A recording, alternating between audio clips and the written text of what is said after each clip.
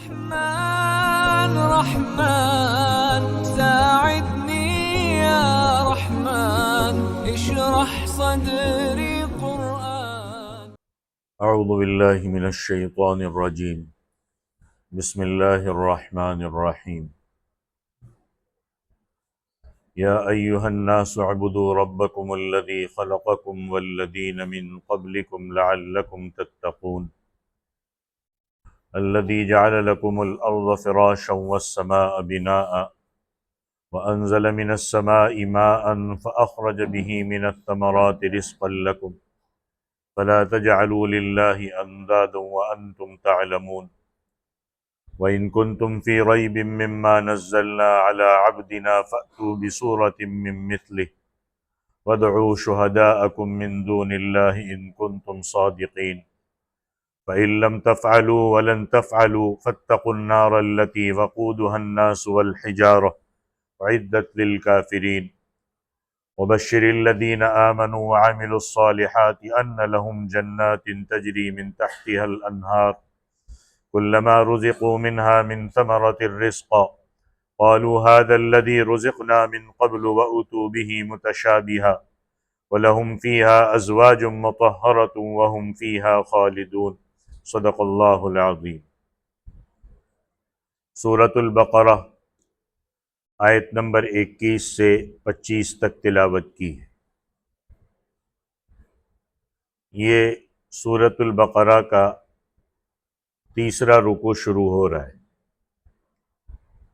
اللہ فرما رہے یا ایھا الناس اعبدوا ربکم الذی خلقکم والذین من قبلکم لعلکم تتقون، اے لوگو اپنے رب کی عبادت کرو جس رب نے تمہیں اور ان کو جو تم سے پہلے تھے پیدا کیا تاکہ تم پرہیزگار بن جاؤ۔ اس سورت کے شروع میں سب سے پہلے پرہیزگاروں کی صفات بیان کی گئی اور بتایا گیا تھا کہ قرآن مجید پرہیزگاروں کے لیے ہدایت ہے۔ اب اصل تقوی حاصل کرنے کی راہ کیا ہے وہ یہاں سے واضح کی جاتی ہے۔ یہاں تمام لوگوں کو پکار کر یہ بتایا گیا کہ اسلام کے تمام عقیدوں اور حکموں کا مقصد رب کو پہچاننا ہے۔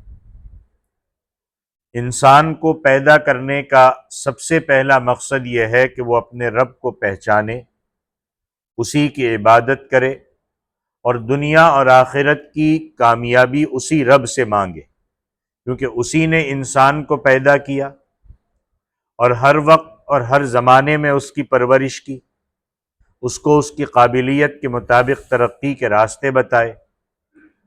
اس رب کی سب سے پہلی نشانی یہ ہے کہ اس نے تم کو اور ان سب کو جو تم سے پہلے گزرے ہوئے ہے پیدا کیا۔ اب اسی پہچان سے تقوی حاصل کرنے کی راہ کھلتی ہے۔ اللہ کی عبادت کرنے سے اللہ کا کوئی فائدہ نہیں، بلکہ عبادت کرنے سے انسان ہی کا فائدہ ہے۔ عبادت کرے گا تو انسان کے خیالات کی پریشانی دور ہوتی ہے، اس کو اطمینان ملتا ہے، اس کو سکون نصیب ہوتا ہے اور اصل باتوں کی طرف توجہ دینے کا اس کو موقع ملتا ہے۔ تو عبادت میں بھی جو کرنے کے لیے کہا گیا وہ بھی اس میں بھی انسان ہی کا فائدہ ہے۔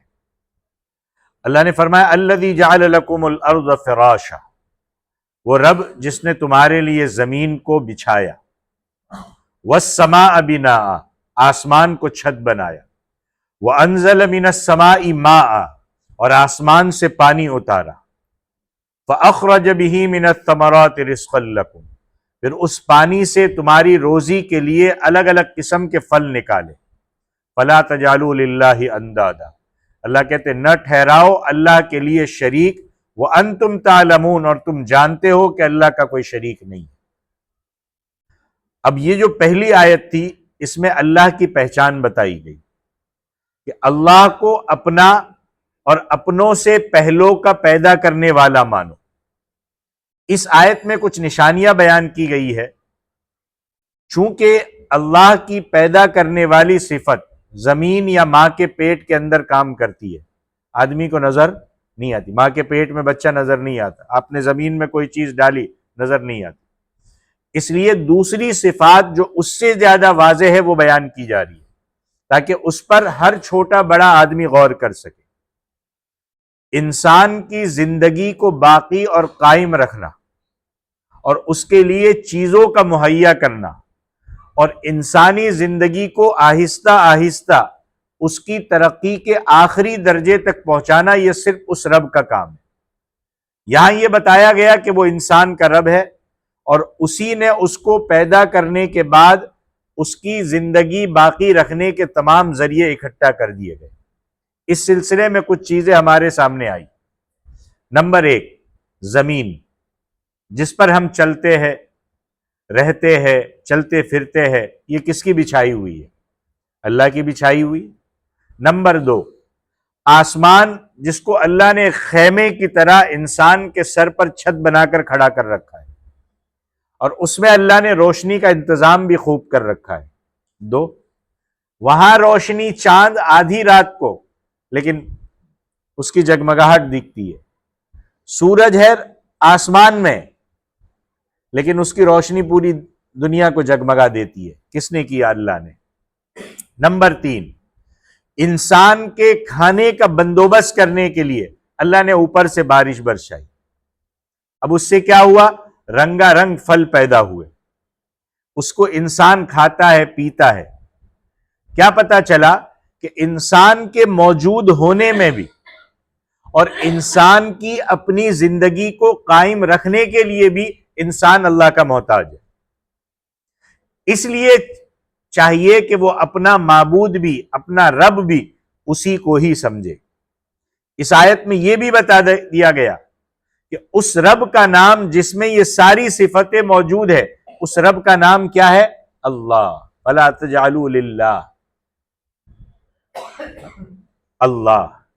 انسان کو چاہیے کہ وہ اللہ کے ساتھ کسی کو شریک نہ ٹھہرائے. جب وہ رب ہے تو اس رب کے ساتھ کسی کو شریک نہیں کرنا ہے. اس آیت میں اللہ نے خوب سمجھا کر اپنی نعمتوں اور اپنی بخششوں کو بیان کر کے اپنی عبادت کا حکم دیا ہے, اپنی پہچان کا راستہ بھی بتا دیا ہے تاکہ عبادت اس کی پہچان کر کے کی جائے. بغیر پہچان کر کے عبادت کرتے رہنے سے تقوی حاصل نہیں ہوتا. اس رب کو پہچانو کہ اس رب نے تمہارے لیے کیا کیا ہے, وہ ہے کون. توحید کی دلیلوں کے متعلق آیا ہے, ہم کہتے ہیں نا ایک اللہ کی عبادت, اللہ کے علاوہ کوئی نہیں, اسی کو کہتے توحید. آسمان کی بلندی پر غور کرو, اللہ نے آسمان کو بغیر ستون کے قائم کیا ہے. دنیا میں کوئی چھت بغیر ستون کے کھڑی نہیں ہو سکتی, مگر یہ اللہ کی ذات ہے جس نے آسمان جیسی عظیم الشان چھت کو کھڑا کیا ہوا ہے. اور اس پر لطف یہ ہے کہ جب سے اسے کھڑا کیا ہے اس میں کوئی تبدیلی نہیں ہے, نہ سروسنگ کی ضرورت, نہ رینوویشن کی ضرورت, نہ اس میں کوئی کریک آ گیا, کچھ نہیں. اللہ جب تک چاہے گا اللہ آسمان کو اسی حالت میں قائم رکھے گا اور جب چاہے گا اسے توڑ پھوڑ دے گا. یہ ہے اللہ. کسی نے حضرت امام شافعی رحمۃ اللہ علیہ سے عرض کیا کہ حضرت اللہ کے وجود پر کوئی دلیل لائے. اتفاق کی بات, کیونکہ آپ نظر اٹھائیں گے سامنے کوئی چیز نظر آئے گی, اس میں آپ غور کریں گے آپ کو اللہ کے وجود نظر آئے گا. سامنے ایک شہتوت کا درخت تھا, امام شافعی فرمانے لگے کہ یہی درخت اللہ کے وجود پر دلیل ہے. انہوں نے کہا دیکھو اس درخت کے پتوں کا ذائقہ اور اس کا مزہ اور اس کی بو ایک جیسی ہے, اس میں کوئی ڈیفرنس نہیں ہے. مگر جب اسی پتے کو ریشم کا کیڑا کھائے گا تو کھا کر ریشم نکلتا ہے. شہد کی مکھی کھائے گی اس سے شہد نکلے گا, بکری کھائے گی دودھ نکلے گی, مینگنیاں نکالے گی, ہرن کھائے گا کستوری پیدا ہوگی. اب بتاؤ سانپ کھائے گا کیا ہوگا؟ زہر پیدا ہوگا. بتاؤ یہ خدا کا کام نہیں تو اور کس کا کام ہے کہ ایک ہی چیز سے اتنی ساری چیزیں نکل رہی ہے. 4 الگ الگ چیزیں ایک ہی پتا کھاتی ہے اور ان سے الگ الگ چیزیں نکلتی ہیں۔ یہ اللہ کی قدرت کا پورا شاہکار ہے کہ چاروں چیزوں کا الگ الگ پیدا کرتا ہے۔ اسی لیے اللہ نے کہا کہ جب وہ رب ایک ہے تو فلا تجعلوا للہ اندادا، جب یہ تمام نعمتیں اس ایک اللہ نے عطا کی ہے تو اب کسی کو اس کا شریک نہ بناؤ۔ آج دنیا میں اللہ کا شریک ٹھہرانے والے بے شمار مجوسی موجود ہے جو دو خدا مانتے ہیں، ایک نیکی کا خدا، ایک برائی کا خدا۔ ایک کا نام یزدان رکھا، دوسرے کا نام اہرمن رکھا۔ ان کے نزدیک ایک شر کا خدا ہے، دوسرا خیر کا خدا ہے۔ بعض لوگ ستاروں میں خدائی کی تاثیر مانتے ہیں کہ ذرا لکھ کے نمبر نکال کے ذرا بتا تو صحیح، بارش کا برسنا، اولاد کا دینا، صحت اور تندرستی، اولاد پیدا ہوئی ہے، ذرا نام نکال کے ذرا دکھاؤ کہ کیا نام نکلے گا اس کا۔ کیا ہو گیا مسلمان؟ اللہ پہ یقین نہیں ہے، ان پہ یقین ہے۔ ایسے لوگ نیک بختی اور بدبختی کو ستاروں کی طرف منسوب کرتے۔ ان دو آیتوں میں اس چیز کی دعوت دی گئی جو تمام آسمانی کتابوں کے اور تمام پیغمبروں کے بھیجنے کا مقصد ہے، کہ صرف ایک خدا کی عبادت اور بندگی جس کا نام توحید ہے، صرف ایک خدا۔ اور یہ وہ انقلابی نظریہ ہے جو انسانی زندگی کے ہر شعبے پر گہرا اثر رکھتا ہے، کیونکہ جو یہ یقین کر لے گا کہ اللہ ہر چیز پر قادر ہے اور اللہ کے ارادے کے بغیر نہ کوئی کسی کو نفع پہنچا سکتا ہے نہ کسی کو نقصان پہنچا سکتا ہے، تو اب اس کی پوری توجہ ہر مصیبت میں، ہر راحت میں صرف اللہ کی طرف جائے گی۔ اب وہ ادھر ادھر بھاگے گا نہیں، بابا یہ بھی بنا دو، بابا یہ بھی بنا دو، بھاگے گا نہیں، کیونکہ اب اس کو اللہ پہ بھروسہ ہو گیا۔ اب اس کو وہ بصیرت حاصل ہو جائے گی جس کے ذریعے سے وہ ظاہری اسباب کی حقیقت کو بھی پہچان لے گا کہ وہ ہر چیز کو اللہ کی طرف موڑے۔ توحید کا عقیدہ جو اسلام کا پہلا بنیادی عقیدہ ہے، یہ صرف ایک نظریہ نہیں ہے، بلکہ انسان کو صحیح معنی میں انسان بنانے کا وہ واحد ذریعہ ہے جو انسان کی تمام مشکلوں کا حل اور ہر حالت میں اس کے لیے خدا کی پناہ گاہ، ہر غم اور فکر میں اس کا غم گسار ہے۔ کیونکہ عقیدہ توحید کا حاصل یہ ہے کہ ساری دنیا کی تبدیلیاں صرف اللہ کے حکم سے ہوتی ہیں۔ اب وہ یہ نہیں کہے گا کسی نے رزق بند کروا دیا، اب وہ یہ نہیں کہے گا کسی نے بچہ دانی بند کروا دیا، کیونکہ اللہ کے علاوہ کوئی کر ہی نہیں سکتا۔ اب وہ ادھر ادھر بھاگے گا ہی نہیں، اب وہ ایک اللہ کی طرف متوجہ ہوگا۔ اسی لیے تو عقیدے میں کوئی گنجائش نہیں ہے ادھر ادھر کی کہ ہلکا سا لچکپن اس میں دیا جائے۔ توحید میں کوئی لچکپن نہیں، وہ لچکپن آئے گا اسلام کی پوری عمارت ڈھہ جائے گی، کچھ بھی نہیں بچے گا۔ اب ظاہر ہے کہ جب یہ عقیدہ کسی کے دل و دماغ پر چھا جائے گا تو یہ دنیا بھی اس کے لیے جنت بن جائے گی، سارے جھگڑے فساد، ہر فساد کی بنیادیں ختم ہو جائے گی، اور اس عقیدے کا مالک ساری دنیا سے بے نیاز۔ میں تو اس رب کو ماننے والا ہوں جس کی طاقت کا مجھے اندازہ ہے، جس کے حکم کے بغیر کوئی مجھے کچھ نہیں کر سکتا، ساری دنیا سے بے نیاز ہو جائے گا، ہر خوف، ہر خطرے سے اوپر زندگی گزارے گا، اس کا یہ حال ہوتا ہے۔ کلمہ لا الہ الا اللہ جو کلمہ توحید کہلاتا ہے، اس کا یہی مفہوم ہے۔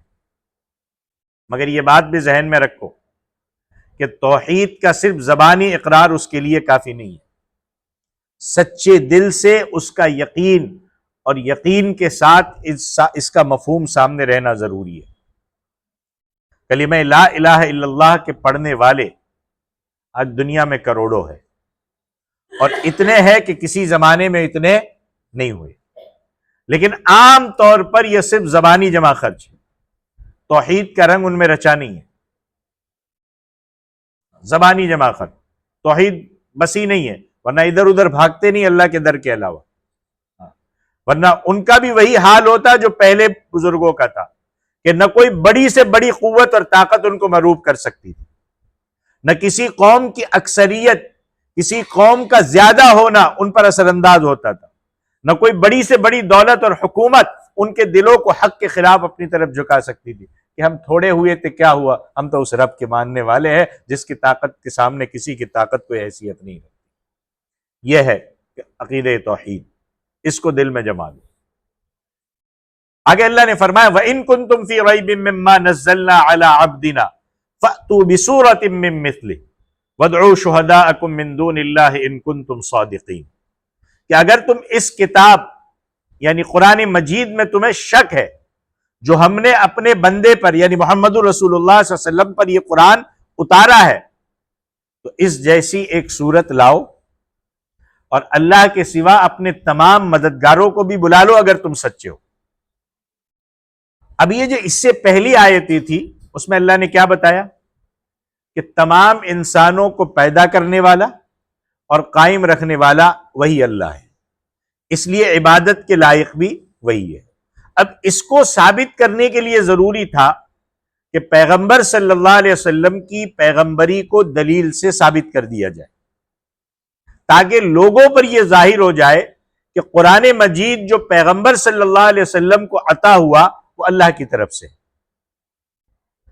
اسی وجہ سے توحید کے اعلان کے بعد رسالت کے اقرار کی دعوت دی گئی، لوگوں سے کہا گیا کہ دیکھو اگر آپ کو پیغمبر کے سچے ہونے میں شک ہے اور انہیں یہ گمان ہے کہ یہ قرآن نعوذ باللہ اللہ کی طرف سے نہیں ہے، تو اس جیسا کلام پیش کر کے دکھا دو، بہت آسان کام ہے، کر کے دکھا دو۔ اسلام کے سارے مخالفین اور ان کے علماء آج تک ایسا نہیں کر سکے اور نہ آئندہ کر سکے گے۔ قرآن مجید اپنی سچائی کی خود دلیل ہے، اگر انکار کرنے والا اسے خدا کا کلام نہیں سمجھتے تو پھر اس جیسا کلام پیش کر دو۔ اگر قرآن مجید کسی انسان کا بنایا ہوا ہے نعوذ باللہ، پیغمبر صلی اللہ علیہ وسلم نے نعوذ باللہ اپنی طرف سے گڑھ لیا ہے، تو بھائی تم جیسے پیغمبر صلی اللہ علیہ وسلم نعوذ باللہ لا سکتے تو تم بھی لے کے آ جاؤ، تم بھی گڑھ سکتے ہو نا، تو لا کے دکھا دو۔ اور اللہ نے ایک جگہ نہیں فرمایا، تین چیلنج دیے۔ پہلا چیلنج دیا اچھا 10 صورتیں لے کر کے آؤ، دوسری جگہ چیلنج دیا اچھا 3 صورتیں لے کر کے آؤ، اور پھر چیلنج کو کم کرتے کرتے یہاں تک کہ اچھا 3 نہیں لا سکتے، ایک چھوٹی سی صورت لا کر کے دکھا دو، اور اپنے سارے ساتھیوں کو جمع کر کے کوشش کر کے دیکھو، شرط صرف ایک ہے کہ تمہارے کلام میں وہ تمام لفظی تمام معنوی وہ خوبیاں ہو جو اللہ کے کلام میں موجود ہے، اور تمہارا کلام انسانی زندگی پر ایسا ہی اثر کرنے والا ہو جیسے قرآن مجید ہے۔ اسلام سے پہلے عرب قوم دنیا کی دوسری قوموں سے اکثر باتوں میں پیچھے تھی، اخلاقی اعتبار سے وہ انسانیت سے دور تھے، معاشرتی اور معاشی زندگی میں عرب حد درجہ پست تھے، ان کے پاس سیاسی شعور نہیں تھا، مذہب اور دین کے تصور سے وہ کورے تھے، وہ بہادر ضرور تھے لیکن جہالت نے انہیں ضدی اور ظالم بنا دیا تھا۔ آپ دیکھو جہاں جہالت ہوتی ہے وہاں ضد بنا بھی ہوتا ہے، وہاں ظلم بھی ہوتا ہے۔ اللہ نے اپنے حبیب صلی اللہ علیہ وسلم کو یہ کلام دیا، قرآن دیا، اور اپنے حبیب کے ذریعے سے یہی قوم دنیا کی پیشوا بن گئی۔ کچھ عرصے میں 23 سال عرصے میں، اس کے بعد 1400 سال ہو گئے، قوم کا کیا حال ہے؟ قوم نے قرآن کو چھوڑ دیا۔ آپ سوچو کہ پہلے اللہ کے نبی نہ کسی استاد سے پڑھے تھے، نہ کسی استاد سے لکھنا سیکھا تھا، دنیا کے کسی مکہ اور مدینہ کسی بیرون حالات کا بھی پتہ نہیں تھا، اس ملک کے رہنے والے بھی امی تھے، ان لوگوں کو اپنے ان پڑھ ہونے پہ ناز تھا کہ ہم ان پڑھ ہیں۔ کلام اللہ کو لے کر پیغمبر صلی اللہ علیہ وسلم نے اپنی ان پڑھ اور جاہل قوم کو ترقی اور کمال کے جس درجے پر پہنچا دیا، دنیا کی تاریخ میں اس کی مثال نہیں ملی۔ یہ ہے قرآن۔ یہی عرب، ہم کہتے ہیں قرآن میں کیا ہے، سائنس کی طرف بھاگو، یہی عرب اس کلام کے ذریعے سے اخلاق، روحانیت، معاشرت، معیشت، سیاست، حکومت، مذہب اور زندگی کے ہر شعبے میں دنیا کی قوموں کے پیشوا بن گئے، اور آج ہم اس کو حقیر سمجھ رہے ہیں۔ اسلام کی 1400 سالہ تاریخ میں کوئی فاضل، کوئی ادیب، کوئی بڑے سے بڑا آدمی قرآن کے اس چیلنج کو قبول نہیں کر سکا۔ خلیفہ ہارون رشید کے زمانے میں ابن مقنع نے اور چند صدیوں پہلے لبنان کے ایک فاضل ادیب نے سر توڑ کر کوششیں کی تھی، مگر وہ سورہ فاتحہ کی 7 آیتوں کا جواب نہیں لکھ سکے۔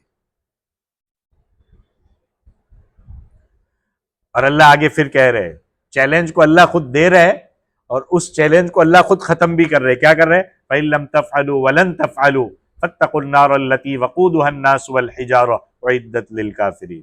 اللہ کہتے ہیں اگر تم یہ نہ کر سکو اور ہرگز نہ کر سکو گے، صاف کہہ دیا، اگر تم یہ نہ کر سکو اور ہرگز نہ کر سکو گے تو تم اس آگ سے ڈرو جس کا ایندھن آدمی اور پتھر ہے، جو کافروں کے لیے تیار کی گئی ہے۔ قرآن جیسی کتاب بنا لانے کا چیلنج کیا، اب بتایا گیا کہ اگر تم اس جیسی کتاب بنا کر نہ لا سکو تو ہم بتا دیتے ہیں کہ تم ہرگز نہ کر سکو گے۔ یہ بات واضح ہو گئی کہ یہ اللہ کا کلام ہے، ظاہر ہو گیا کہ حضرت محمد صلی اللہ علیہ وسلم سچے پیغمبر ہیں، ورنہ تم کتاب لا دیتے ویسا کلام لے کر کے آتے۔ اب سچے ہونے کے بعد پیغمبر صلی اللہ علیہ وسلم کو نہ ماننا، قرآن مجید کے حکموں کو پورا نہ کرنا، یہ دوزخ کے عذاب کا سبب ہوگا۔ اس لیے تم اس سے بچنے کا بندوبست کرنا چاہیے، کیونکہ دوزخ کی آگ معمولی آگ نہیں ہے، ایسی آگ جس کا ایندھن آدمی اور پتھر ہوں گے، اور یہ آگ ان لوگوں کے لیے تیار کی گئی ہے جو اسلام کے حکم کی، پیغمبر صلی اللہ علیہ وسلم کے حکم کی، قرآن مجید کے حق ہونے کی اور دین کے سچائی کا انکار کرتے ہیں۔ کیا فرمایا آگ کے بارے میں؟ التی وقودها الناس والحجار، جس کا ایندھن انسان اور پتھر ہے۔ گویا دوزخ کی آگ میں اس کلام کے جھٹلانے والے کافر خود جلیں گے، اور پتھر جلے گا۔ اس کا کیا مطلب ہے؟ کہ جس طرح کوئلے سے جلائی گئی آگ سخت ہوتی ہے، اسی طرح پتھر سے جلنے والی آگ اس سے بھی سخت ہوتی ہے۔ یا پتھر سے مراد وہ پتھر کے بت ہے جن کی پوجا کی جاتی، وہ بھی دوزخ کے آگ میں جلائے جائیں گے۔ جب وہ دوزخ میں جلائے جائیں گے تو تمہیں کیا بچائے گا؟ فرمایا یہ ایسی آگ ہے جو کافروں کے لیے تیار کی گئی ہے، کافر لوگ اسی کا ایندھن بنیں گے۔ وَبَشِّرِ الَّذِينَ آمَنُوا وَعَمِلُوا الصَّالِحَاتِ أَنَّ لَهُمْ جَنَّاتٍ تَجْرِي مِن تَحْتِهَا الْأَنْهَارُ۔ اللہ کہتے خوشخبری سنا دے ان لوگوں کو جو ایمان لے آئے، جنہوں نے نیک عمل کیے، ان کے لیے باغات ہے جن کے نیچے نہریں بہتی ہو۔ اب اس آیت میں کفار کے مقابلے میں ایمان لانے والوں اور نیک عمل کرنے والوں کو اس بات کی خوشخبری دی گئی کہ وہ ایسے باغوں میں داخل کیے جائیں گے جن میں ان کے آرام اور راحت کے لیے سب کچھ موجود ہوگا۔ اس میں ٹھنڈے اور خوش ذائقہ پانی کی نہریں بہتی ہوگی۔ اس آیت کا خلاصہ کیا ہے؟ کہ صرف اچھے کاموں سے جنت حاصل نہیں ہوگی جب تک اس کے ساتھ ایمان اور یقین نہ ہو، اور صرف ایمان بھی کافی نہیں ہے جب تک ایمان کے ساتھ نیک عمل نہ ہو۔ خوشخبری سنا دو ان کو جو ایمان لے آئے اور جنہوں نے نیک عمل کیے، دونوں چیزیں فرمائیں۔ کلما رزقوا منها من ثمرۃ الرزق، انہیں کوئی جب پھل کھانے کو دیا جائے گا، قالوا هذا الذي رزقنا من قبل واتوا به متشابها، وہ کہیں گے یہ تو وہی ہے جو ہمیں اس سے پہلے مل چکا ہے۔ وَلَهُمْ فِيهَا، اور انہیں دیا جائے گا ملتا جلتا ہوا پھل۔ وَلَهُمْ فِيهَا أَزْوَاجٌ مُطَهَّرَةٌ، اور اس جنت میں ان کے لیے پاکیزہ بیویاں ہوگی۔ وَهُمْ فِيهَا خَالِدُونَ، اور وہ اس میں ہمیشہ رہیں گے۔ اب اللہ نے یہاں پہ نیک لوگوں کے اجر کو اور زیادہ کھول کر بیان کیا ہے۔ عام طور پر انسان کو اچھی زندگی بسر کرنے کے لیے کچھ چیزوں کی ضرورت ہوتی ہے کہ اس کے پاس عمدہ اور خوبصورت مکان ہو، کھانے پینے کے لیے لذیذ اور اچھی چیزیں موجود ہو، نیک اور پاک بیوی ہو، آرام اور عیش ہو جو ہمیشہ رہے اور وہ ہمیشہ ان سے فائدہ اٹھاتا رہے۔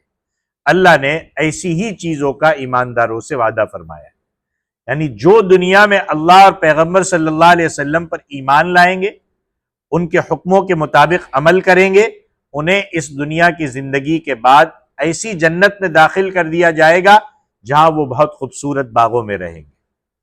ہم دنیا میں تمنا کرتے ہیں کہ نہیں کہ کئی ایسی جگہ ہو، کشمیر جائے، جنت جا کر کے آئے، کہتے ہیں نا دنیا میں جنت میں خوبصورت باغوں میں رہیں گے، اللہ کہتے ہیں وہاں خوبصورت باغ ملیں گے، کھانے کے لیے انہیں ایسے پھل دیے جائیں گے جو پھل اگرچہ ظاہری شکل و صورت کے لحاظ سے ان پھلوں سے ملتے جلتے ہوں گے جو انہوں نے دنیا میں کھائے ہوں گے، لیکن اس کا ذائقہ، اس کی مزہ، اس کی خوشبو وہ دنیا کے پھلوں سے بہت الگ ہوگی۔